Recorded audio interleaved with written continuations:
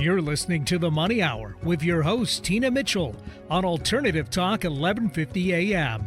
Now, back to the show with local mortgage expert, Tina Mitchell.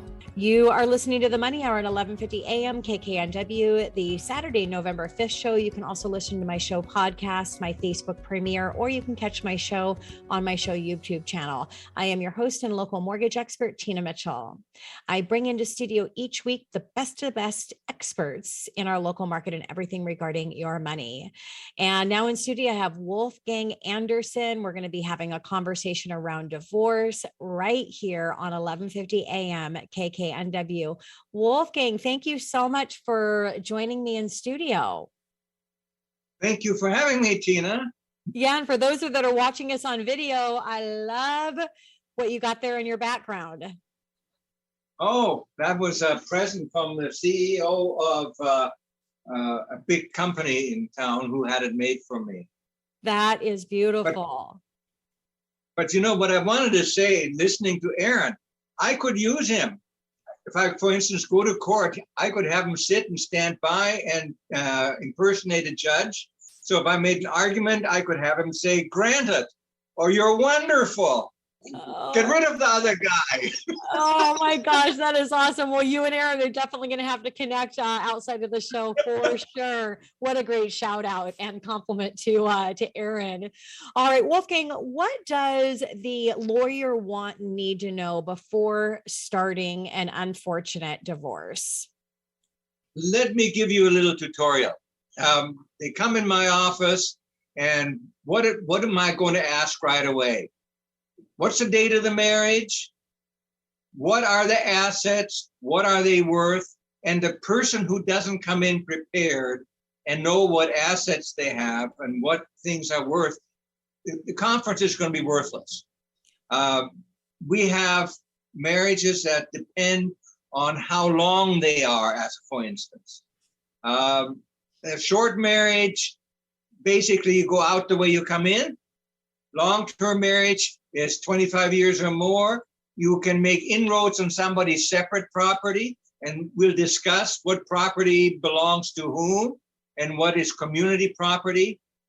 In other words, there's a lot connected with it. And people who walk in, and when I say, "What property do you have?" they say, for instance, let's see, we have a house, and then what's owed on the house? I don't know. It's going to go nowhere, Tina. So being prepared is so important. And then we have the short-term marriage where you go out, like I say, you come in. Long-term. Now that is a lot of people who want to talk and relate what has happened during their marriage. Again, I try to filter in the important stuff. But it's an educational process. Yeah. So what are the assets? What are they worth? What's owing? And then what are the finances like?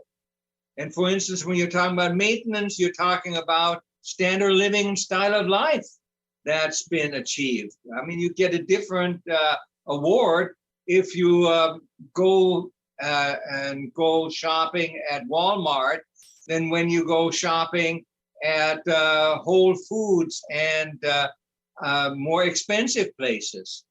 So these things become very, very important. And then another sideshow to that is, what kind of relationship did you have? There is a CIR relationship. And a CIR relationship has to deal with having lived with somebody. Committed intimate relationship is what it stands for. And if you live with somebody, believe it or not, if you buy assets, they can be deemed and divided like community property. Wow. So that you may think that you're just having fun time. It doesn't work. And what does a committed intimate relationship entail? It entails stability, continuity, the joint purchase of assets, and the relationship. And there we use pictures to show a couple together. Joint acquisitions, like maybe a house, and things of that nature. So first of all, is the CIR, and a lot of people lived together before they got married. that factor can extend the length of the relationship and can also determine what you do with assets that were acquired before you were married. And then there is lawsuits for invalidity, where, for instance, you got married to your cousin, or you were too drunk to know what you were doing. But in my 56 years, I never had those happen. It just didn't happen. But we have cases also for legal separation, where people live together, and you use that sometimes in order to lengthen the marriage and to have somebody who's been married a long time get from Social Securities, because in order to get Social Securities, you have to be married 10 years. Mm-hmm. And let's say they're married 9 years. If you don't pay attention, you can send that poor person packing and they can lose a sizable benefit. Mm. So you have to figure out, and you use the legal separation like a bridge in order to put 9 years into 10 years, and then somebody gets their Social Security. So you have to figure out what kind of lawsuit is it, Tina? You have to figure out what does this person really have, and then you have to talk about dividing things. Yes. And people automatically think that just because they were married, they're entitled to something. Well, big surprise, the house is in somebody's name and not the community name. Surprise, surprise. There's all kinds of debts. And for stock, because I do have a lot of cases involving the characters who code and who live in a techie world. Sure. There is a specific laws with regard to the stock, because these guys get tranches, so many shares every year. Yes. And we have a case where some jerk decided that one day before a big stock award came in, he filed for divorce, and he took the position, it's all mine. And he said, not so fast, Buster. It's just too fast. It's not when the stock was exercisable. It's when it was granted. So now we say that you share in the stock with the next to best after a date of separation. Now that's technical, but in the way things happen, stocks are a huge portion of what takes place in these cases. Sure. It means that seeing somebody with an income stream of a couple of million a year is I hit it regularly, or $1 million a year. And that generally is they work for Microsoft or they work for Amazon, and they have a salary between $200,000 and $250,000 a year. They get a bonus of $50,000 to $75,000 a year, and the rest is stock. Yeah. But you have these huge salaries, and then the question comes in: how long you've been married, and do you have any skills? And we have a little rule of thumb that says basically 1 year maintenance for every 4 years of marriage. Mm-hmm. So if you have a lengthy marriage, it's going to be longer. But if you have a 2 year marriage, you're probably not going to share in much. You have to deal with that. So you have, you can either be a cheerleader and throw something in the air, or you can go be sad about it. But it is really, really important to have an idea of what you have and what you owe. Yeah. So if you're listening to the show right now and you're in an unfortunate space to where you're thinking about divorce, before reaching out to Wolfgang and talking with an attorney, be prepared with all of the information of where the financials are at, what assets that you have, and really be prepared and gather all of that. So let's talk about what type of proceedings are available to you from a committed, intimate relationship.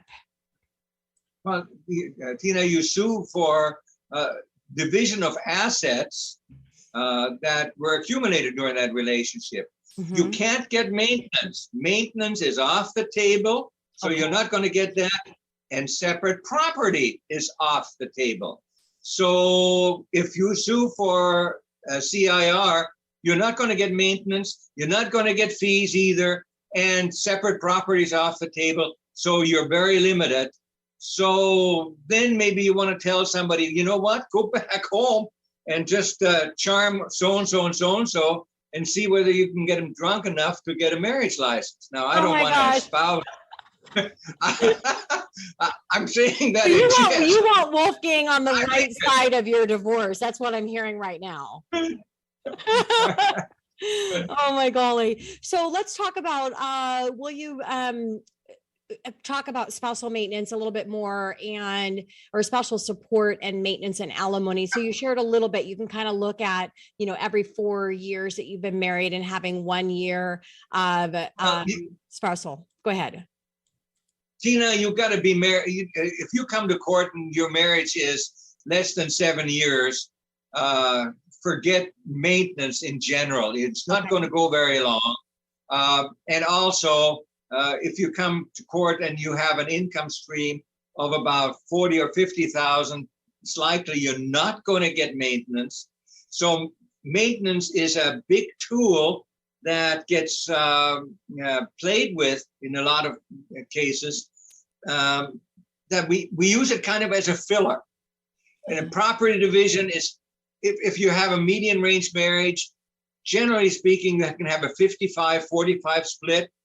The wife gets a little bit more, generally speaking. Why is that? Because she's been at home raising the kids. The husband makes a decent income, so she gets more than half. But judges nowadays, they go anywhere from 50, 52, 53, but never more than 55-45.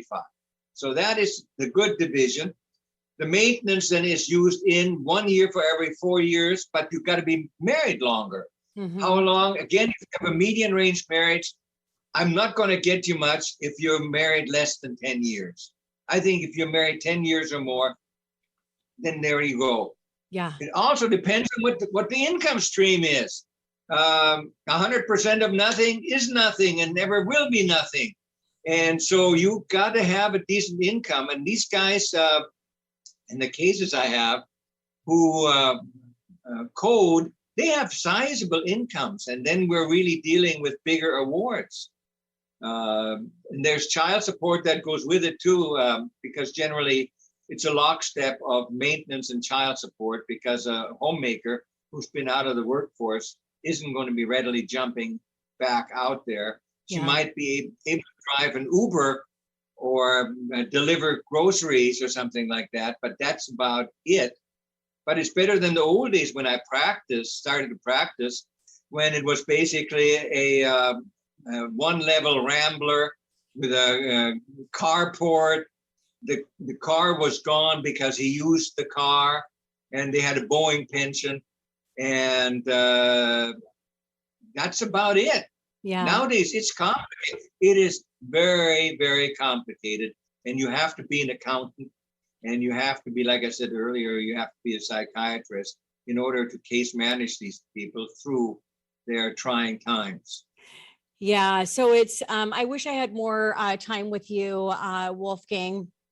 It's time to wrap up the show. But what I'm really hearing in my conversation with you is the importance, if you're on one side or the other of a divorce, ideally, as Wolfgang said in the beginning, make sure that you're in the right relationship, analyze and do that research up front, and to ensure that you're not ultimately, hopefully, getting into this. But everything that's going on in the economy right now, there's a lot of stress, and it's bringing it into relationships, especially when there's financial issues that come in. Be prepared and make sure that you're working one of the best, because as I said before, you definitely want Wolfgang on your side of the divorce, not the other side of the divorce. Wolfgang, thank you so much for taking time out of your busy day to be here and allow me to share your wealth of information with my listeners. You're entirely welcome. And I want to show you my Christmas tree in light of your opening. Oh, I love it. But you don't have all the music going and all that yet, right? Yeah, and it's been stripped bare. Yeah. That is awesome. Oh my gosh. Well, having a divorce attorney on your side that also has a sense of humor, that might be important to be looking for as well, because you're going to be going through a lot of stress during this time, and having somebody that can put a smile on your face is definitely going to help with that emotional stress. Wolfgang, thank you. You're amazing. And I really had fun interviewing you today. Thank you. Thank you.